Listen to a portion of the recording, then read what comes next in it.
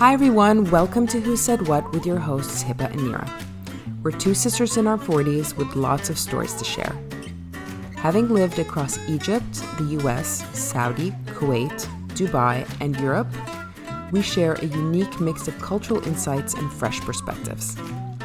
In each episode, we dive into the unfiltered sides of entrepreneurship, motherhood, relationships, and the crazy dynamics of family life. Well, actually, of our crazy family life. Ever wonder how cultures shape our ideas of success, love, and happiness? And why some topics are completely taboo in one country, yet casual conversation in another? Well, we're here to spill the tea, no sugarcoating, just real talk and a lot of laughs. Grab your coffee, settle in, and let's dive into another episode of Who Said What.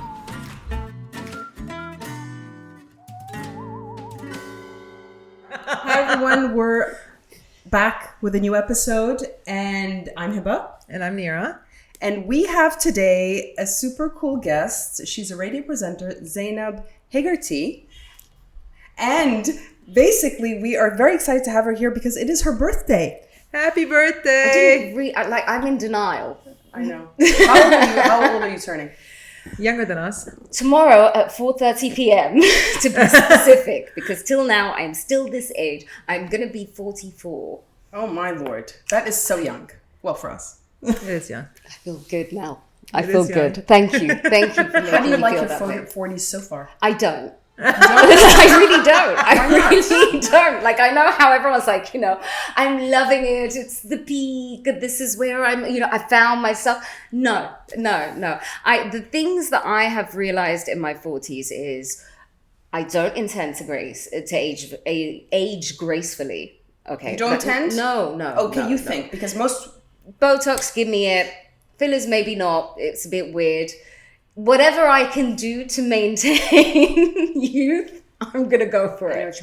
Because I'll tell you something, because maybe I'm closer to 50 now. Okay. I noticed 30s are awesome, right? Fucking amazing. No, I think they're great. Yeah, they're all right. Yeah, Because you're they were young, you're fine. still like at that. I think it's an amazing. You're not decade. 20 anymore. That's, I think, the 40s, best part I about didn't being like 30s, my you're not. 20s. I didn't like my 20s. Hated my 20s. Yeah, my 20s were not a good But look. you have control over your life in your Yeah. 30s, but you're still young as a woman. You got your 40s. I think it's the worst probably decade. I know what you mean, because you're in the gray zone now. You're not young anymore, But you're not 50. old. You're not 50 But yet. you're not old. But it feels like you have a my a bit of a mind crisis. and body are not together. They're Usually they're not in sync. They're not in sync. It's my mind thinks there are things it can do, and then my body's very quick to go, No, that is not possible now. But it is. Did you see Tom Cruise? I always. Oh mention my God, Tom Cruise. Heba. Look at Tom Cruise. He's 64. That's He Tom looks Cruise. amazing. Look Brad at Pitt. Brad Pitt. But they're also, There are some people. I like the thing is when you get closer to 50, you're you have to shut off that mentality, because it's true. I know what you mean. You get into this whole thing. Shit, I can't do what I used to do in my 30s. But you mentioned Tom Cruise. Yeah. And you mentioned Brad Pitt. The one thing that I have noted, they are men. Okay. But their aging process is very different to ours. It is actually. And their capabilities are J-Lo? very different to ours. You got J-Lo, Demi Moore. The woman goes to the gym By every the way, day. I know. By the way, Demi Moore, she looks good. She's 60. How about she looks like a Skeletor? Do you see her? She's so skinny. It's actually unpleasant to look at. Still, there's a lot of women that are good. J-Lo for me is phenomenal. She is, but then there's I Madonna. don't like her. Oh my God, Oh my she God, looks I a mentioned on freak. this. Madonna, I feel like... خلاص, Please woman. stop. Just, I grew up idolizing her. Now I'm like, you know what? No. What? This obsession when you get older of trying to look like you're 20? Stop. No, she's just not. It's not just she's trying to look like she's 20. She's acting like she's 15. Yeah. Which is just ridiculous. It's the way she's acting that's, besides the fact that she looks like she belongs in New Orleans in one of those black magic things, I swear to God, with her Voodoo. kids. I swear voodoo. I'm dolls. waiting for her to get out the voodoo doll and start stabbing with needles. Yeah. She acts weird. I saw her on an interview with Jimmy Fallon and I'm like, what's going on here? For me, the queen of it all and the one that has my respect is Cher. Oh my God. I love her! I agree. She looks amazing. She looks amazing. She's got the young boyfriend.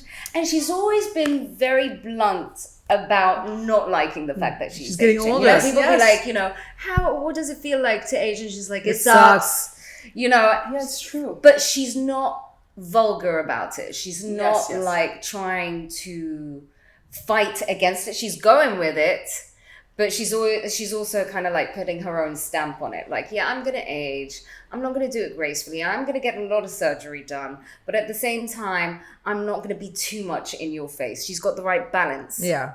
Madonna, the balance has tipped Yes. to a place we may never get her back from. You know?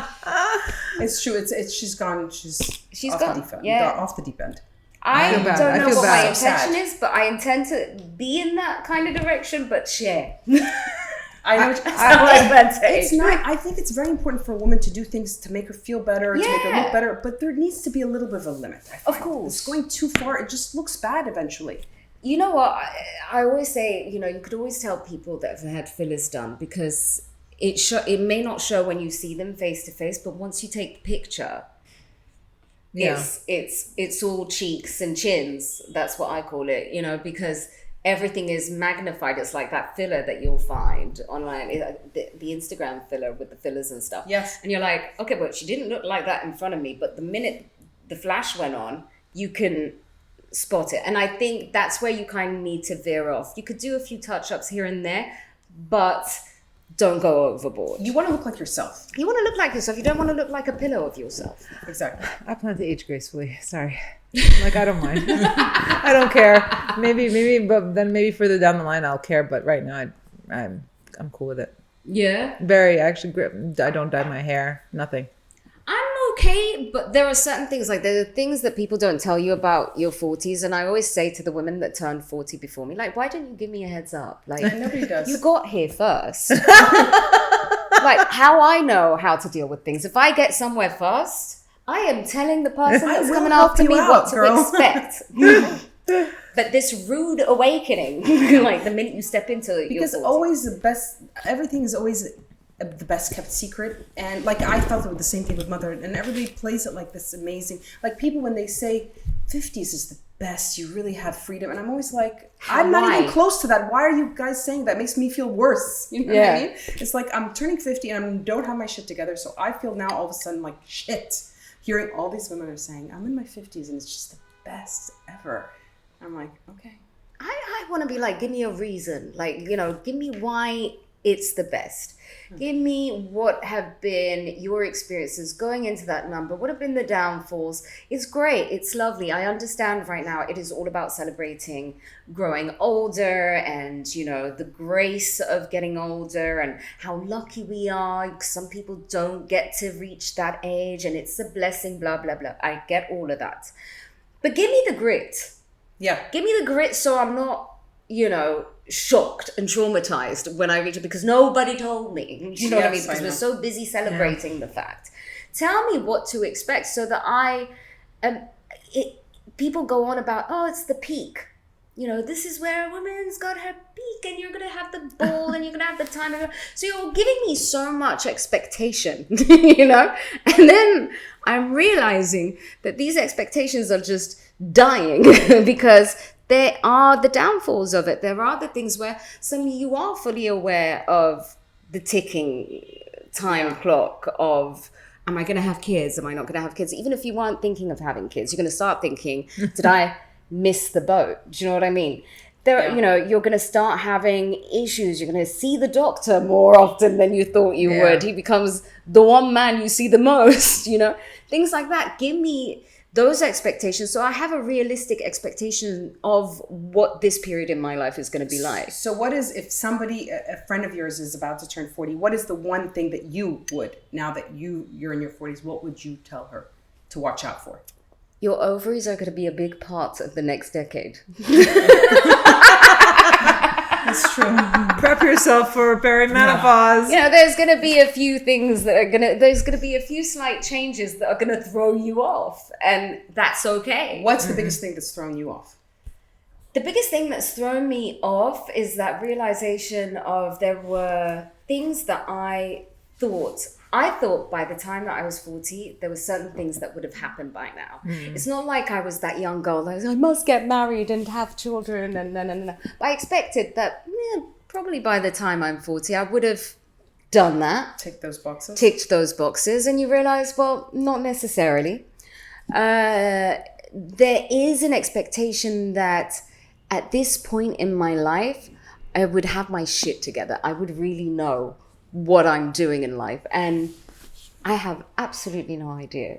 Welcome to the club, girl. Yeah. I'm almost 50 and I still don't have my shit together. But I find, like I think I've said that before though. I find a lot of times you expected to have your shit together because our parents had their shit together. And or they looked like they had their shit together. In their 40s, they looked like they were 60. Golden girls were like exactly. That's what we were supposed to look like 30 years ago. That's the visual we 40 had. years ago. Yeah. But I think our it's just different. Your parents had their shit together. They both had the jobs. They both went to work every day. They both came back. They took you had the weekends with your kids and you did that and you traveled together and all that stuff. And the whole dynamics has changed because now being in the corporate world is not the way it used to be. I mean, somebody would start in one company and end in one company. And now it's just not the case. They have to leave. You have to basically move up the ladder horizontally. Yeah. Rather than vertically in the same company. We have so much choice now. I think that I was just saying this, that there's like a decision paralysis now sometimes because there's so many things going on. You're like, people are getting married later, people are having kids later. So you're like, okay, I can wait. And then, but there is, for women, there's that biological clock that you have to kind of, think about. It needs to stop ticking. And not only that is like when you decide to get pregnant, it doesn't necessarily mean you will get pregnant. And then after there's like, and then you don't know if you're going to find the right person to have kids with. And then, I mean, it's just such having a family and having kids is much more than just being pregnant and delivering those kids. You have to have a good relationship with the husband. You have to have you have to have a bit of your shit together to be able to be a good parent, because you realize after you have the kids, that's when I start to realize I really didn't have my shit together is when I had the kids. I was like, oh fuck, I thought I was in a better place. And I was like, oh my God. Like when you have kids, now all of a sudden you are stuck with your own thoughts because physically you have to be at home more, like at the beginning. So I'm like, oh shit, I thought I had dealt with that like nagging, like the monologue, inner monologue. And you're like, oh God, no, I have to, then it magnifies. I think having kids magnifies your issues. I think a lot of the time we all feel like there is a certain picture that we need to create. And that picture, unfortunately, particularly in our generation, is the achievement is being able to have it all, which includes the husband and the children. And the job. And the job at the same time. So you're supposed to be this Wonder Woman. Yep. And it's just not a very realistic picture. Yes, some women do both, but they make a lot of sacrifices, be it this side or this side, whether it's their work or whether it's their home life. There is a kind of a pull and tug scenario. Just because the picture looks nice from the outside doesn't mean they're not going through hell on the inside. Yeah, I think we all fall into that category of like, I want to create that picture. I definitely fell into it when I turned 40. I was like, okay, this is my time, and I had to go and I had to have some kind of surgery. And I remember the doctor at the time was like, must think about freezing eggs, and I was like, I must. And suddenly I felt like, this is not fair. I might miss my chance out, even though I didn't think of children. I didn't not think of children, but I wasn't, it wasn't constantly on my mind that I must have children. But just the idea that this is something that could be taken away from me, it suddenly becomes something you really want. So I was just like, I'm going to freeze my eggs. And he said, wait 6 months. I went back after 6 months to go freeze, and was like, oh, you got to wait another 6 months because we've got to do another surgery. And I was like, oh, I can't believe my life. And I remember at that moment, I sat back and I thought, okay, so I'm 40 right now. I haven't met anyone in the past, like, oh my God, that's exactly 6 years at that point. I've been single for like ever.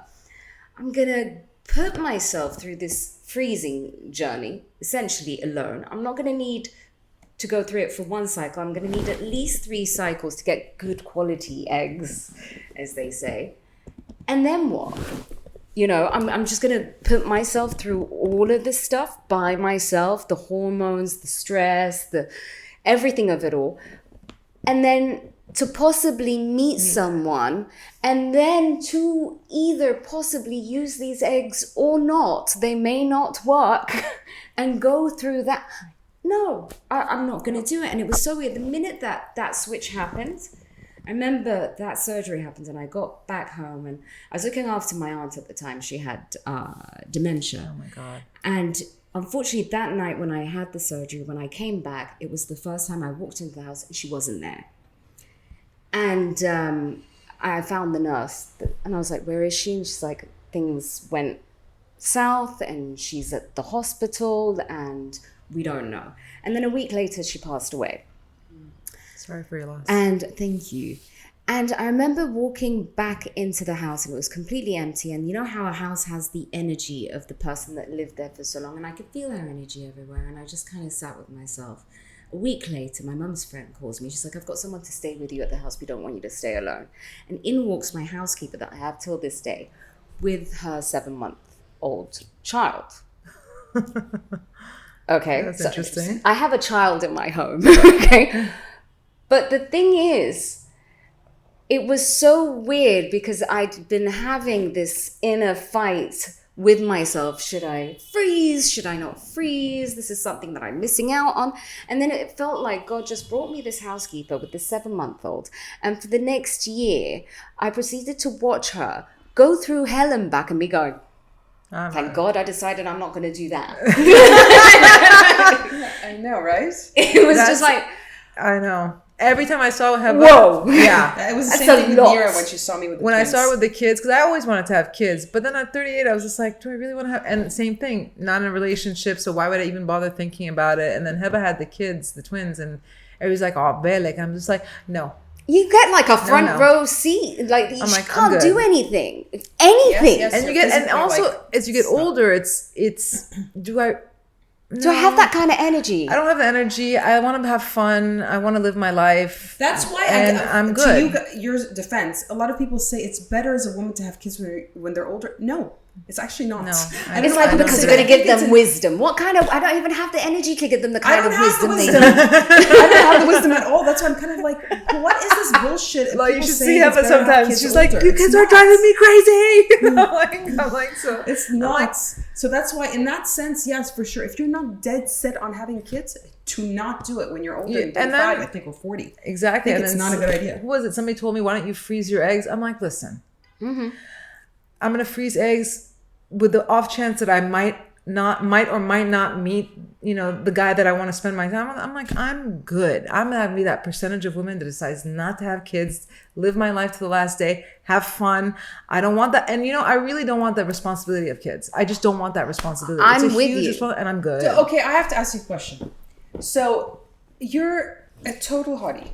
Exactly. How is it that You're single and you're saying your last relationship was when? 2017. That was the breakup. She thinks I exaggerate. Heba thinks I exaggerate when I tell her Heba. I'm like, the pickings are slim, and even the pickings that are slim, they're really not that great. How come? For me, it was a combination. It was super weird. A very long time ago, I was in a very, very toxic relationship that ended somewhere around 2014, I think.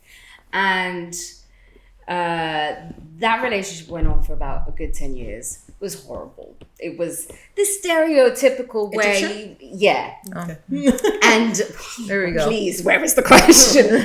But it was one of those where the typical one where all your friends are like, what are you doing? And inside yourself, you're looking at things from a bird's eye view and you're like, what am I doing? So I always kind of say when you're in a So toxic... did you think you were in a toxic relationship at the time, or was it after the fact? It was, no, during it, there was enough awareness. I'm not going to say I'm the most aware person, but I was realizing this is not a good situation. But then there are moments where there's a battle, isn't there? There's a battle between logic and feelings. And it took me much longer than it should to walk away. And I'm not saying I walked out that relationship and hated that. No, that was not the case at all. But I walked out that relationship and I had to kind of sit with myself and be like, you brought this on yourself to a certain extent, because you could blame it on the other person as much as you want to, but if they're showing you their colors and you're still sticking around, that's on you. Yeah. You know? Yeah. So I had to kind of like face myself with that. And then, you know, I was briefly married for a little bit and then divorced. After the toxic relationship. After the toxic relationship. Was it a rebound? I know, I was just going to ask the same question. I would say probably, yeah. And that's on me as well, you know.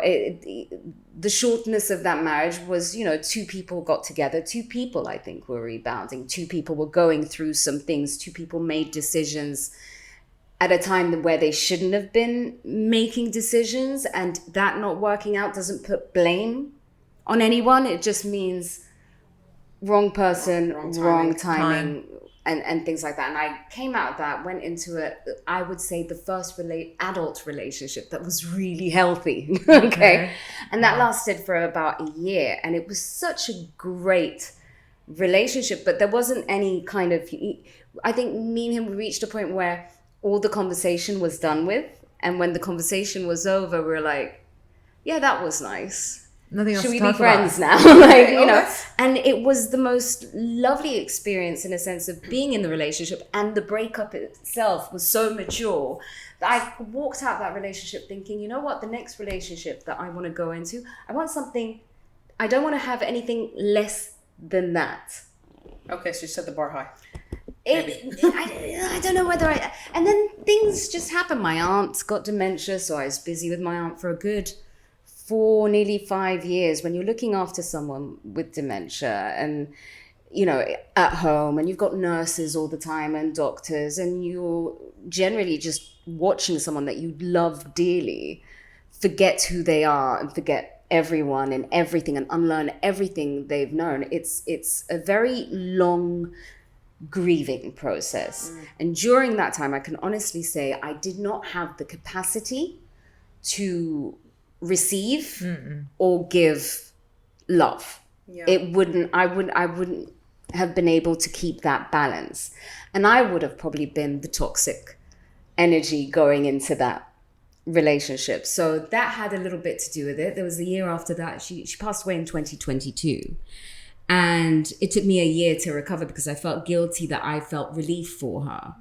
So I wasn't grieving properly. So I was going through like a very angry phase from 2022 up until 2023, and then I started to kind of adjust from 23 to 24. So it didn't give space for anyone. And to be very honest, at the same time, it's not like I was seeing any man that was enticing me enough to actually want to walk into a relationship. Thank you. I feel like somebody's backing me up now. No, I mean, honestly. What is the dating scene as tragic as Nira describes it? It's tragic. It really is.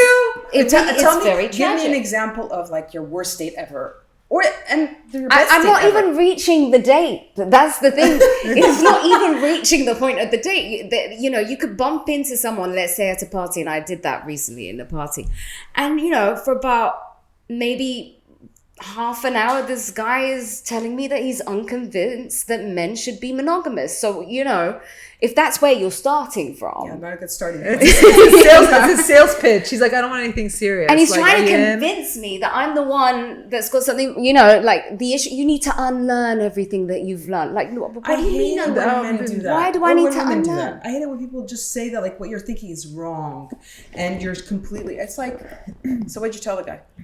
I think we went into a long debate. I said, well, you know, he's like, men are incapable of being monogamous. And I'm like, yeah, but do you realize that women, you know, are made to be nurturers, and we go Incubators. on emotions and givers. So we're incapable of loving two men at once. He's like, yes, I agree. I'm like, then where's the argument? Like, where's the argument? I mean, he said, yeah, but, you know, I love the fact that there's always a backup of, I don't believe in monogamy. Okay, what about the women that you date? I tell them from the start, you know, I'm honest with them. We are not exclusive, and that's never going to change. So that's like his backup of, you walked into this, I was very clear about I am, and that things are not going to change. So anything that goes wrong, if you have any expectations after this, that's on you, which is fine, valid point. But then there is something that he can argue, which is we as women, we communicate in two ways, spoken and action. So if you're saying something, I'm going to take your word, but then your actions to me speak as well. So if you're being really attentive, if you're being very caring and very nurturing to me, but you're not about monogamy, I'm still going to read that as a sign of hope. Yes. And that's on you for giving that to me. Yeah. It was funny because this girl I know, she was dating, I don't know if you call it dating or, friend with benefits kind of a thing. And then she told me, she's like, she got really mad at him and she's like, he's such an asshole. And I'm thinking, okay, why is he an asshole? Because all of a sudden he started, let's have a dinner at my house and invite some of my friends. I'm like, she didn't like that? No, the thing is now you're giving off the wrong signal as a man, because if you just want to have fun and be friends and friend with benefits, which is fine. Yeah. But then don't create these intimate situations where you're inviting other couples to your house and you guys are cooking dinner for them. Oh, so maybe now it's more than. You see, now you're giving expectation. But now you're. But he must have changed his opinion. No, he didn't change his opinion. That's the thing. He didn't change his opinion. And what I want to tell my friend as well is like, why are you mad at him if you went in with the same expectations? You know what I'm saying? If you felt that all of a sudden he was getting intimate, then you take a step back. Yeah. So he's being misleading at that point. Super. Are you sure that he didn't want something more than? No, I'm positive. Oh, okay. That is really because he's in a relationship now with somebody else. That goes back to us women. We don't just go on word. Promises to us are also action, and men don't quite understand that if you're going to deal with me in a certain way, I am going to have a certain expectation. No matter what it is that comes out your mouth, there's also your actions, they speak as well. So it's messy. And unfortunately, a lot of men right now, especially the ones that have, gotten divorced and they did the whole marriage thing and the children's thing, and they feel like, I paid my dues. Now I must, sow my seeds everywhere. It's just, women haven't been sitting there, at home going, I wonder what time is going to get divorced for me. No one's waiting on you to get divorced and give them a look, But unfortunately, there are women, it's not on the guys alone. And I'm probably going to get a lot of flack for saying this, but there are a lot of women that are ready to take the little crumbs that men will throw their way. And because of these women being so ready to take those crumbs, it's ruining it for all the other women. They're enabling that behavior, Exactly. They're enabling that behavior. And the thing is, and what I find sometimes is when I meet guys, and the guys that are married and divorced our age are, like, in my opinion, the worst. Yeah. Because they're going through the midlife crisis and they want to date somebody that's half their age and they want to go out drinking and doing drugs. And I'm like, I didn't get married and I didn't do, so I'm good. But so when you enable that behavior, you're telling them it's okay and you're accepting that. And to me, it's not the case. Like, I don't know. It's just the dynamics. Everything has if you're going to act that way, they're going to think it's okay to act that way, but it's not. Yeah. I find that men, I think, but I'm not in the dating scene, obviously, but and haven't been for a very long time. But I feel like from the stories I hear, it feels like the men are really trying to pull a fast one on women nowadays because of because I think women are trying to be more understanding and more like, it doesn't have to be a commitment. I'm old school. I'm like, fuck that shit. Don't want no commitment? That's fine. I don't need to be going in a commitment, but I want somebody to respect me, and I'm not going to go into something just. The other interesting. Maybe I have done. The other interesting thing is I grew up with you start dating a guy. So when does it become that we're a couple? Guys like to leave it kind of open-ended. Yeah. So, and they're like, but Nir, you can't ask them if you're in a just relationship. Just put on Facebook, relationship status changed. Married. Oh my God. This man. Oh my God, actually, that's really good. That's a great idea, because the thing is you leave it that they don't give you the chance to. I ask full on. I was like, you didn't ask. I'm like, no, I want to know if I'm in a relationship or not, because if I'm not in a relationship, I'm out. Yeah. If after a month you're just still dating, no, I'm good. I'll go date somewhere else. I think They don't want to make that commitment. The reason why, though, they're going for younger girls. If you think about all the guys that are our age that are now dating like 28-year-olds, and I thought that was like an urban legend, like it was just something that you watched on TV. It wasn't actually real. Don't ask me why, but it really is a thing. And I think the reason, I'm not gonna downplay, you know, the fact that I think a big reason they do that is they find women their age at this point where we know what we want. Yeah, you know, I think they're more naive. The 20-year-olds. The 20-year-olds are more naive. She's more ready to believe the things that he's gonna say. I'm not saying they're not smart, because you know what, 20-year-olds nowadays are smart. Nowadays very different, very different from where we were at. And they are a lot more aware, and now they have all these things like, you know, now there's a word called gaslighting, where back in my day, I didn't know what was going on, but I felt like a victim. Yes. Something was wrong. But I didn't have a word for it. Us. Or, you know, and ghosting and all of the other, you know, terms that we didn't have back in our days. We were just very confused about what was going on. But now they can kind of pinpoint what is actually happening to them. So they're actually a lot more aware than we were in our 20s. However, that being said, you know, I do think a lot of guys, especially the ones that haven't been married yet and didn't get around to it, and now they're thinking, oh, you know, I'm in my 40s or my 50s. I must get this out of the way. I want a young woman so she can breed. You know? She has good eggs. She has better eggs. Yeah, you know, and it's unfortunate, but at the same time, I kind of get it. I do get it. You know, I can't blame them. Yeah. At the same time, I don't want to be with a guy that is making me feel pressured that I need to have a baby right away to keep him. Yeah. You know? But I find... And I think when you're in your 40s, I think the way you want to be in a relationship is probably very different than in your 20s. 20s, I think, I'll tell you something. I find they did the study, you know, that married men live longer, married women live shorter lives. Yeah. Why? Because as we get older, we become, you know, in your 20s, you're needy, you love the guy, you want to be with him all the time. You're so goo gaga over him. And they're very aloof and very then as you get older, the tables turn, right? Yeah. The woman, we're more like, we want to do our own thing, please. Like, you know, we know what we want, and the men become much more needy. Yeah. I see it with a lot of men around me.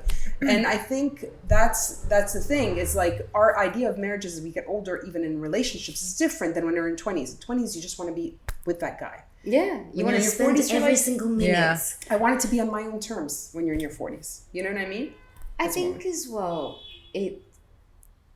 I can only say this about myself, but when I look at myself in my 20s and even up until my early 30s, and it's so funny, during all those years, I thought I really knew myself. Like in my 20s, when I'd sit with people, they'd be like, you're so mature. I didn't realize you're in your 20s. I'm like, yes, I'm very deep. You know, like I was that one. And then in my 30s, it was just like, I really thought I've got my shit together. Yeah, I figured it out. I had absolutely no idea. But somehow in my 40s, I can honestly say, I'm not going to say that I've got my shit together. I'm not going to say that I know what I want and all of that. But I can say I'm comfortable in my own skin.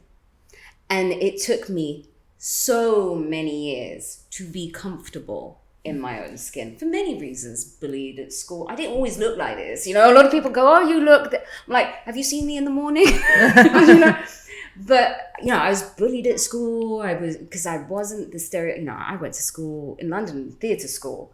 So it was all about jazz hands and, you know, theatre darling. Jazz hands. And everyone was blonde and blue-eyed. And then there was me. And then maybe 4 others. And we did not fit into the look. So we'd be always going, why weren't we sent to this audition? People like you wouldn't be in a scene like this. And all of that had stuff done to my self-esteem, right? For sure. 40s would be the year that I would say I got comfortable with my own skin. I got comfortable with myself, with my looks, with my body, because my body started to change. No one told me that was going to happen. But I don't have that self-consciousness that I would have had if it had happened to me in my 30s or 20s. Well, I met you. When did I meet you? We were in our 20s, right? We were in our 20s. Yeah, and you have to remind me, because I remember the first thing, we were with a common friend, and I saw you know, you remember when I used to get drunk, I used to like, and this Zeinab comes, and she's a hottie, At the time she was, but I don't know what she's talking about. And she comes and she starts dancing. I was like, fuck. First of all, our common friend is like towers over me. She's super tall and she wears heels. I know, she is very I told her tall. last time, I said, don't you ever fucking wear heels when you're with me. She loves wearing them. She does. And She pulls it off really well and too. Zeinab, on the other side, is dancing like a fucking stripper, pole dancer. And I'm like thinking, how the fuck is she dancing like that? I was like, okay, I'll stop dancing. My Or training maybe, in ballet, darling. You did ballet. I went to theatre school. I was a stereotypical theatre school kid. From the age of 7, it was, in the morning you'd have math, English, science, and there was a little bit of French, even though I have unlearned, now that I have unlearned, okay? French and English and art and all of that stuff. And then you'd have your lunchtime break. And then it would be ballet, tap, jazz. Oh, wow. You name it. Mime was a thing, improv. Do you still and stuff dance the like way that. you used to? Of course you do. I mean, I haven't been out dancing for a while, but I miss that. I might, need to stretch before. And where was it? Because I remember, if I remember correctly, you worked at a club in London? Yes, I did. Which one was it? It starts with a V, I feel. I don't know No, why. it was really well. There was one club which was called Funky Buddha, and then the club after that. Our common friend used to wind me up about it because it's an area here in Egypt that it was named after. It's called Mbaba. No way. Yeah, I didn't know that. Okay, it was the that's same hilarious. owners as China White, and Okay, I don't yes, know I remember if at the anyone time. knows about China. They were also owners of this club, and during that time, I was at college, and then at uni, and during that time, I was working in the club as well. And I remember when I first came to Egypt, and I was just saying, I work on the side and I work in a club, and it became like this really big taboo thing because So you worked at a club or you worked... Really? that I work in a club. Okay. Well, there was so much taboo about me when I first came here that was just the icing on the cake. Came to Egypt. I'm mixed When race. did you come to Egypt? I think it was 14 years ago. This year Okay. would be 14 Wow. years ago. And 14 years ago, you didn't see a lot of women that lived alone. It was very taboo unless sure. they were divorced and they have kids, and usually the house was kind of very close to their parents. I came, I was living alone, I was single, I'm mixed race, and people were questioning whether I was mixed race or not, because apparently to be mixed race, you must be white. Don't know why. And but she danced like amazing. So probably that was just like... yeah, and there was the whole kind of like, here they're a bit cliquey if you didn't go to nursery together and the Nadi together and the same They school are really together and the cliquey. same university together. It's like they can't figure you out, so you're automatically an outcast. Even if you might have family here and there that they know, but still it's very difficult to kind of penetrate. And I was just doing like a lot of weird stuff. Like I would go out and go to the cinema alone, or I go to a cafeteria and sit by myself and read a book. Those were back in the days when you'd call people up and be like, do you want to go out for coffee? Be like, go out for coffee? I have coffee at home. Why don't you just come here and have the coffee at home?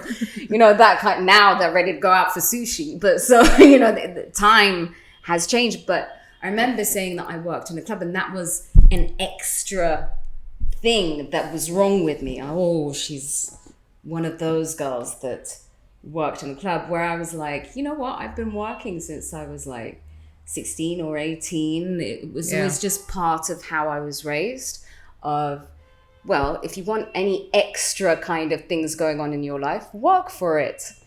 Here, that wasn't... At the time, It wasn't the mentality. Now It it's wasn't. a Now thing. it is.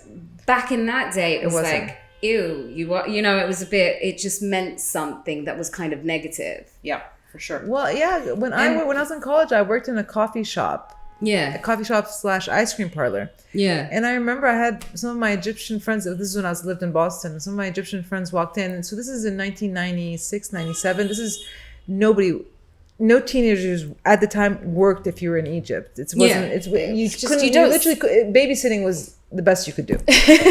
And I did that too. So I remember I had some friends of mine, really good friends of ours that I've known since I was like 12. They walked into the store and they're like, "إيه ده يا نيرة أنتي هتنضفي الحمام في الآخر اليوم."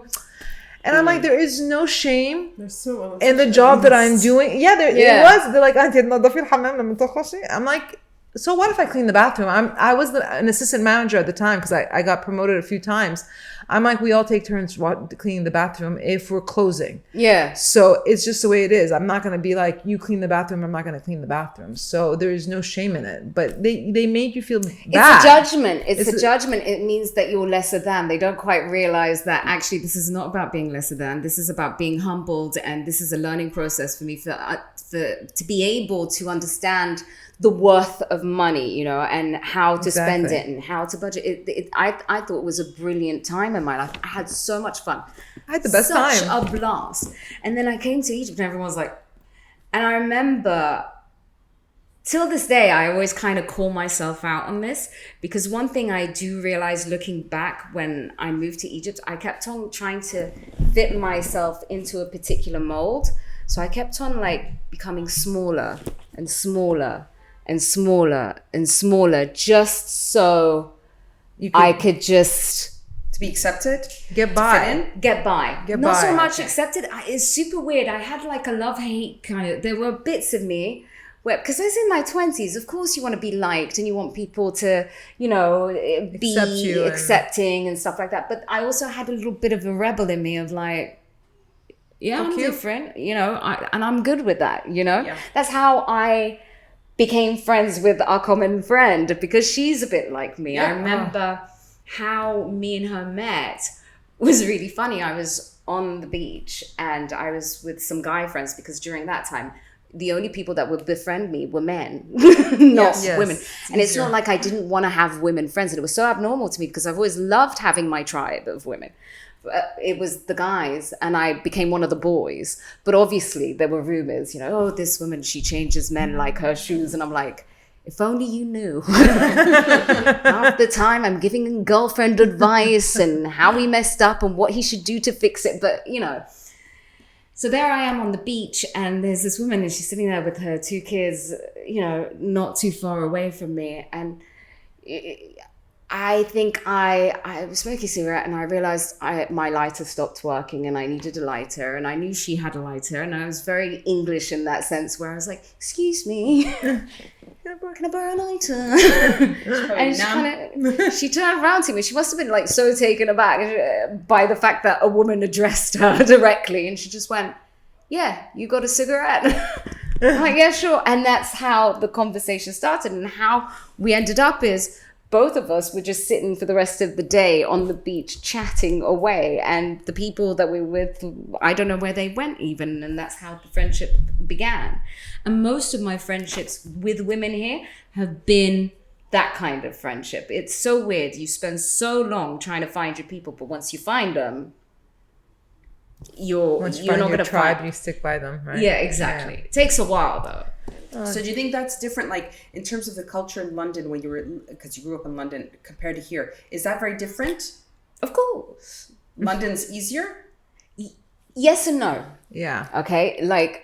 When I came over, I thought, I'm from London. I know everything. There's a little bit of arrogance of if I can survive London, I can survive anywhere. But the thing is, London, there is the bitchiness, there is people not liking each other, but it's very black and white in a sense of, if we meet, I don't like you, you don't like me, I'm going to know it. We're never going to be friends. You're going to know it. Yeah. And we're going to say it to each other's face. We are going to bitch about each other, but we'll be ready to say it to each other. It's a very confrontational city in that sense. There's this area that I learned here called the grey zone. Area. Yes, I know what you mean. Okay. Yeah. And I still struggle with the grey. I've become much better at dealing with it. But the first few years of that grey zone, they were horrible. They really know how to put you down here, though. They know. It's they're assassinating your personality just because you don't fit into their mold. I find there's a lot of gaslighting with female girlfriends. Yes. Yeah, they're so willing to lose each other for a man. It was very distressing for me to see, because I came from, especially back then, it was the days of the Spice Girls. So, it was very my girls are my girls, men come and go, girl power. And I was still on that zone. And then I came here and then I realized I was on that zone all by my lonesome. So I have no girls to give me power or for me to give them power. And, you know, women are, and I'm not going to say, I don't want to generalize and be like, all women in Egypt, they have self-esteem problems. No, they don't. There's some beautiful women here. And I've got to know some stunning human beings inside and out, really. And these women, they really are my tribe. I'm so grateful that I have them. But unfortunately, there is a majority where their guards go straight up, especially when you're a new face. And for them, a new face, because the guys are like, oh, there's a new face that we can, candy. You know, new candy. And then the women are all like, she's taking away the light. And you want to be like, that's temporary, because sooner or later, I'm not going to be the new face anymore. I'm going to be just anyone, you know, and it's fine. And let's try and get to know each other and celebrate each other. That's, with women here, is very, very difficult. I don't know if you felt it, but I definitely felt it. I grew up here and I feel it till now. I feel it but I don't have my tribe. I don't have any. I barely have any friends now. It's like I feel like It's the kids. It's the kids. I have less and less friends, actually. Like, I find the older you get, the less friends you have, for sure. You want people that have your back, and you find out with time as you get older that there are very few of them. And specifically in Egypt, what I found is the friendships that you make here, you won't find them anywhere else in the world. You really won't. Yeah. That's the thing about, because when I lived in the States, I had a great time in the States, and I loved living in the States. I mean, I love living in Boston. I've never felt lonelier. Yeah. Because everybody is doing their own thing, and you fit into London, it. You don't feel like that. I felt like I felt London might be a bit more like Egypt. London might be a bit more like Egypt, but there's always I always felt a bit left out in the States, because here I grew up thinking people criticize me because it's just like, oh my God, you speak like such an American. Yeah. I go there and they're like, where are you from? We can't figure you out because your English is perfect, but there's no accent. Yeah, I get you. And then I got nobody's approaching you because of the color of your skin. And things that you never would have thought of, because they are, in essence. There is that, if you're different. I can relate to that because, obviously I'm mixed race. So the problem I've always had, and I think everyone that's mixed race goes through this, and not just people that have lived abroad, let's say, for a long time, where you don't fit in. Neither here nor there. Yes, I totally. Yeah, I don't. And I remember when I was younger, I was like, I wish there was an island where all the mixed people, could go live together. And then as I grew up, I realized we're not all the same. I'm definitely not this. Everyone just assumes people that have lived abroad, they all relate to each other.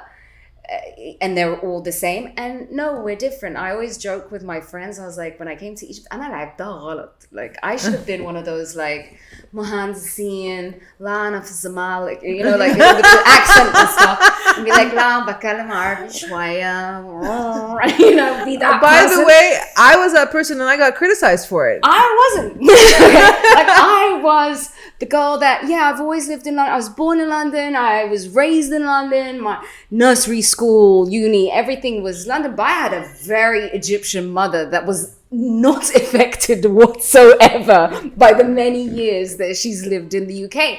And she made damn sure that I could understand Arabic and that I could speak it well. And she would make sure that I would come every summer.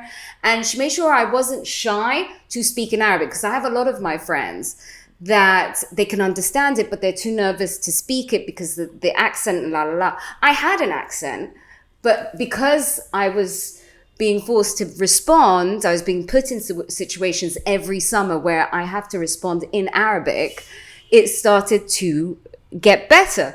So I always kind of go, if I had played it right, the right card, and be like, Malish, I feel Arabi, and this kind of thing, my life could have been completely different. Like, you know what I mean? You should see like the criticisms I used to get. By the way, I think you get criticism either way. Regardless. And I noticed that there are people that are going to hate you, there are people who love you, Yeah. and what they like. you're better off being hated or loved than just being like people not having an opinion. Here, True. You know, it's like true, but like I find like Egyptians criticize no matter what you do. like I have an accent when I speak Arabic, totally. Yeah. I used to get the you got that. I used to get the انتي مش مكسوفة من نفسك. Yeah, because she has the accent. And I look at them, to I'm get just like, criticized a lot. I'm confused. أكسفلي. Yeah. They're like, you don't speak your mother tongue. I'm like, sweetie, my mother tongue is English. I know I told him, I'm like, I'm aware I'm Egyptian. Yeah. I'm like, but I grew up, my first words were in English, my second words were in French, and my third words were in Arabic. You know what I'm saying? So my mother tongue is English. Yeah. And no, I'm مش مكسوفة من نفسي. I speak fluent English. I speak fluent French. And I get by quite well and with my Arabic. So I'm like, let's put that aside and you know, it's like, why are you making me feel bad about who I am? See, I get people making me feel bad. I once dated a man who made me feel bad that I couldn't read Arabic.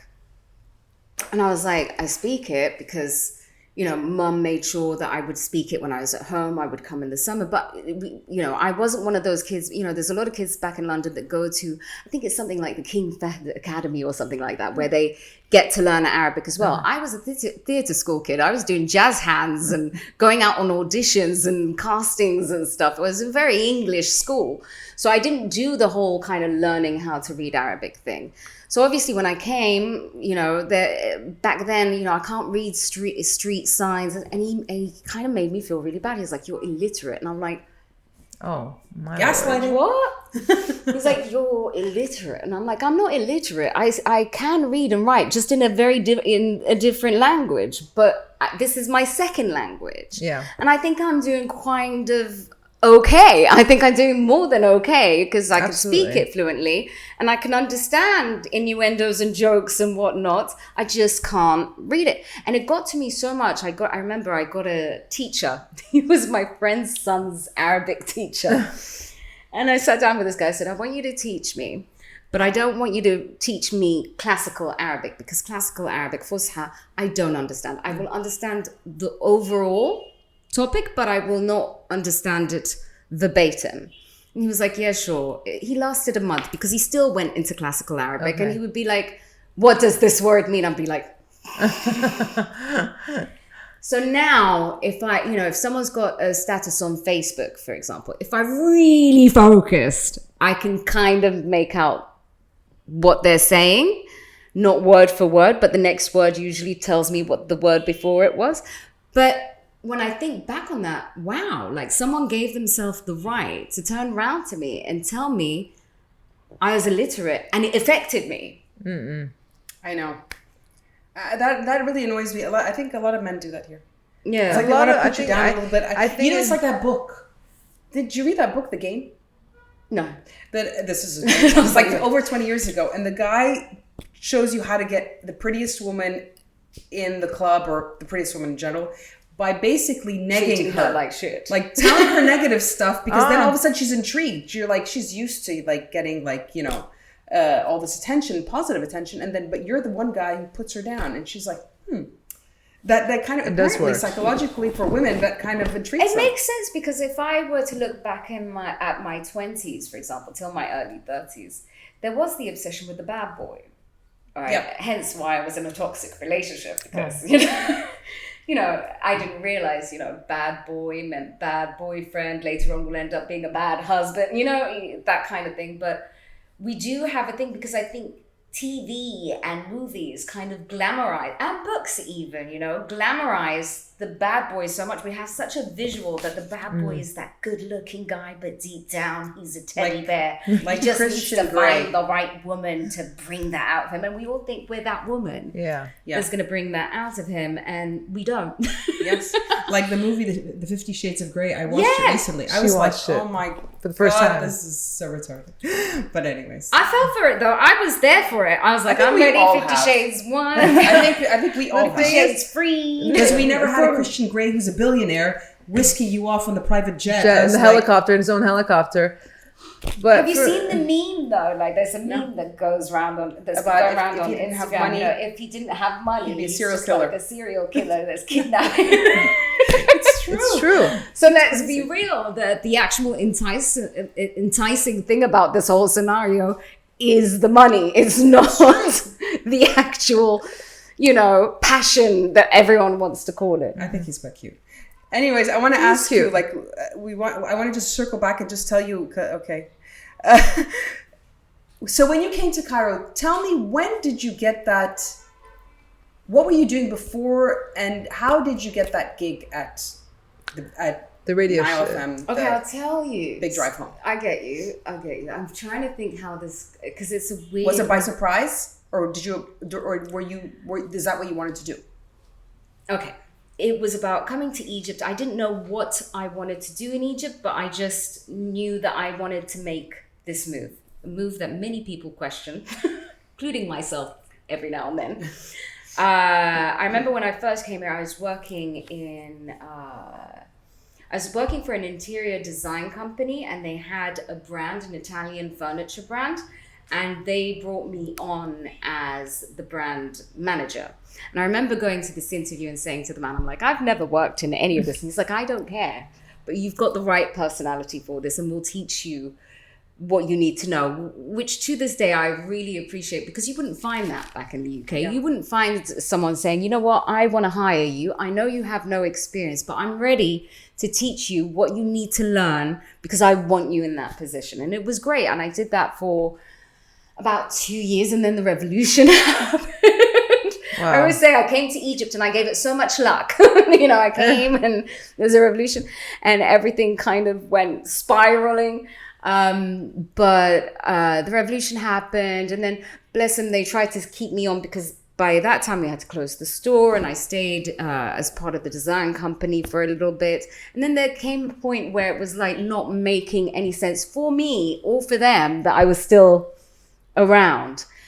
And I was thinking, oh God, I'm going to have to start again, right? What am I going to do? And I think I hear my alarm, just letting the girls know. And what am I going to do? And I was like, I'm going to have to look at different jobs.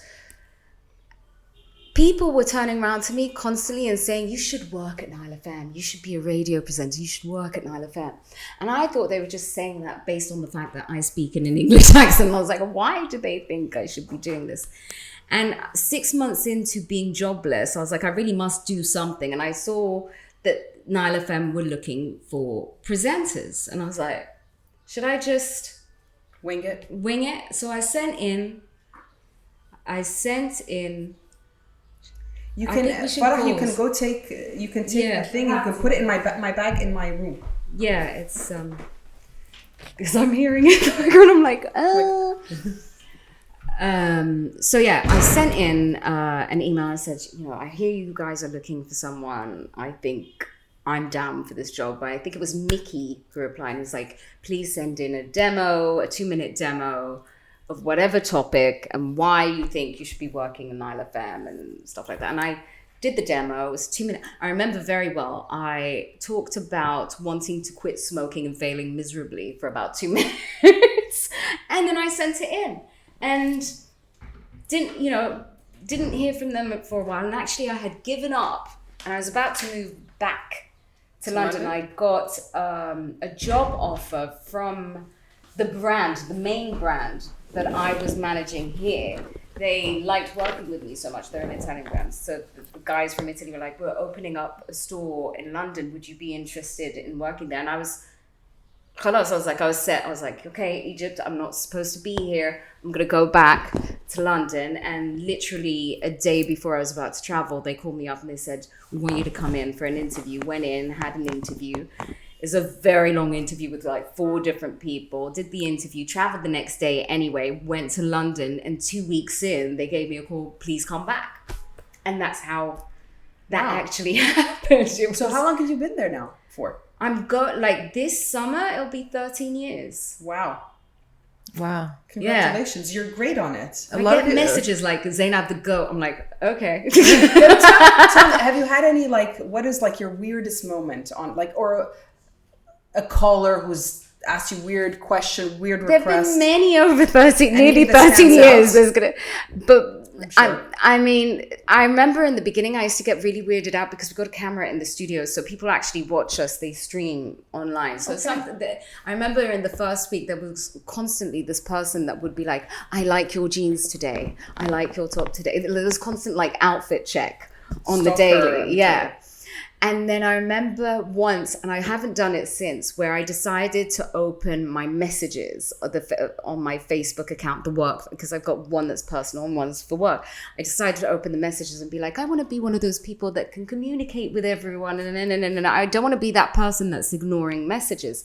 I immediately regretted it because I opened a message. And what it looked like was over months on end, there's this guy that had been sending me pictures of feet. Okay. Oh, I was my like, Lord. that's a bit weird. And then it got a bit, someone putting nail polish on someone's toenails, and then there was a message like, please, Zainab, please send me your feet. I really want you to send me your feet. Yeah. That's weird. It was Fantomes. Do you know, like, the movie? Oh, By the God. Mendes. I was like, no. I'm not going to I do know that again. what's that one? Boomerang. Boomerang. Yeah, Eddie Murphy. So it's a bit, there was that was weird. There's always the ones where if you haven't read their messages before, they've got to like, do you know who I am? And that's never a way to get my attention. I'm like, no. There are people that message in whilst you're on the show, specifically in the beginning, that assume that you're putting on an accent. Specifically when you have a British accent for some reason, they think you're faking it. Why are you trying to be English for? We know that you speak Arabic. God. Yes, I do speak Arabic. I'm not hiding the fact that I speak Arabic. But this is how I speak English. This is how I speak English. You are not from there. You probably went for 3 months. No, I did not go for 3 months. I was born there. My dad's Irish. My dad's a white man called Hegarty. I can't get away from that. But I'm also a very proud Egyptian, and I can be both. Yeah. Not a lot of people. Because you get a lot of Like Egyptians it. that go to London for like 2 months and they're like, hello. I'm just like, really? I'm like, dude, you barely speak English. I'm like, now you're like, hello, bloody hell. I'm just like, no. Yeah. So a lot of people actually really put on the accent. And I But- think that's what which is confuses, fair enough. that confuses some people. But don't make a decision. Don't assume and attack me straight off the bat because you've met someone like that. And unfortunately, it's like that specifically it's always a woman. It's never a man. Like, I'd be like, why? Like, we're why? bitches. If I met you down the road and I would probably tell you, oh my God, you look pretty. That's that. And I'm not saying that makes me amazing. I'll also tell you if you're having a bad day and be like, girl, not the look. I'm not that, but it's just, quite unfortunate. And I did get that a lot for the first few years of Nile FM. How could she be called Zainab but speaks in a British accent? Or there'll be the people that hear me on the radio and then they see me and they're shocked because they expect this white woman to be like heading their way. And then I'm like, surprise. I don't think so. Tell me something. I'll just wrap it up because Farah keeps on telling me. Okay. 2 more questions. I'll ask you, who is your best favorite guests like that you've had or dream guest that you would love to have on the show? Oh, one of my favorite, definitely my very favorite was Jed Shwiri. Who is he? Jed Shwiri. He's a singer and director and Egyptian? Lebanese. Really? Jets, Do you remember Egyptian? the Mufter? It's like Lebanese all the way, his name. Yeah.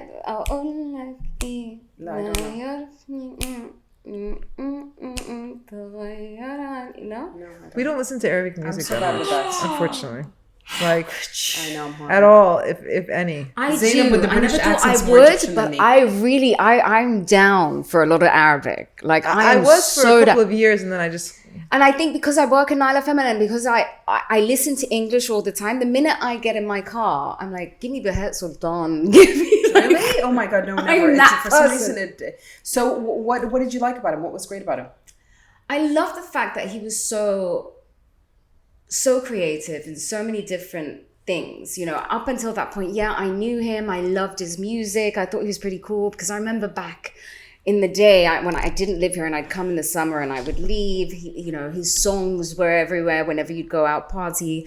And I remember thinking, wow, like that's the first male artist that I've seen in this region that is singing and dancing and is a little bit out of the box. And I thought that was all that there was to it. When he came in and we started talking, I realized he's multi-talented. The guy, there's depth.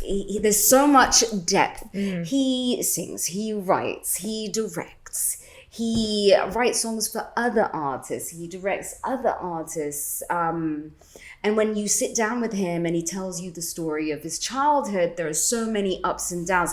And I love people that have ups and downs growing up, because it's, for me at least, it's very relatable. And the conversation with him, it's always kind of a nightmare if you have a guest where whenever you ask them a question, they just answer that. And then there's that awkward moment whilst you're like trying to find not very good guests. Yeah, he is one of those people where you feel. I sat down with him and I felt like I'd known him for years. We just got each other, and till this moment, definitely my favorite guest. The second one would be actually a friend of mine. She came in and she's director, and it was the comfort of having a friend in the studio with you and already knowing what their journey was and being really proud of them and trying to do them good. Like I wanted to make her feel, you know what, you did good. I'm proud of you. I'm proud of this moment right now where we're both sitting in the studio and I'm asking you about your latest work and you're telling me all about it. Mm-hmm. Yeah, nice. Those would be it. That's great. Cool. Sounds really nice. I think I have another last question. Okay. If you weren't a radio presenter, what would you be? So many things. Dancer. Pole dancer. Yeah. You'd find me in a club just swinging around that pole. Let me know when you go because I'm right there with you, girl. No, I definitely, I would have been a dancer, but my dancing years would be, coming to an end and I'd probably be instructing. Maybe a little bit of acting. I was a theatre school kid and I was one of those kids where I was called an all-rounder, which meant that you didn't have a particular strength in one thing, but you could do all kind of things. So I probably would want to do a little bit of acting. People always go, "Oh, why don't you act in Egypt?" No, I can't do that because it doesn't feel natural to me because it's not my first language, unfortunately. So I kind of feel like I'd be a bit off. But for sure it'll be something creative. You'd never catch me in a 9 to 5. I can't do it. I did it once. I was miserable and I can't. Yeah. I could never go back. 9 to 5. It's just right. I love the structure though. I really do like the structure. 6 o'clock in the morning, I wake up and I meditate. We didn't talk about that shit. We're gonna have you on for a second. That's like a whole episode. They want to dissect me waking up at 5 a.m. Nira who wakes up at 5 o'clock in the morning. 4:30 actually. You can see pictures of the sunrise. It's like, good morning. She's there and she's like, oh. I don't chant. I meditate, but I don't chant. So I'm very happy that you took the time to. Thank you so much for coming. It's a pleasure. On your birthday. Happy birthday. Wish you a happy birthday and loved seeing you and catching up with you. It was an absolute pleasure. I was so nervous about coming on here because I'm so used to being on the other side. I usually have my stuff prepared. I know exactly. And I came in, I'm like, I have no idea what we're going to say. Easy. I'm going to talk all over everyone, which I kind of did at the beginning, but it kind of chilled. It's great. But it's been an absolute pleasure. I loved every minute. I can't believe it's ending. I know, it's over an hour. And I had so many more questions, by the way, but that means that we're going to have you on again. I had so much to say about myself. Yes, I wanted to get you back on because there's so much more. There's so much more, so we're going to have you on again. But if anybody has any questions, send us in their questions for Zeinab, and we will get back to you because we'll have her on again. Thank you so much. Have a great week. Bye-bye. Thanks for tuning in to Who Said What. We hope you enjoyed this episode and found a bit of laughter, a few lessons, or even a new perspective along the way. If you like what you heard, don't forget to subscribe, leave us a review, and share it with your friends. Also, don't forget to follow us on social media for behind-the-scenes moments and to stay up to date on what's coming next.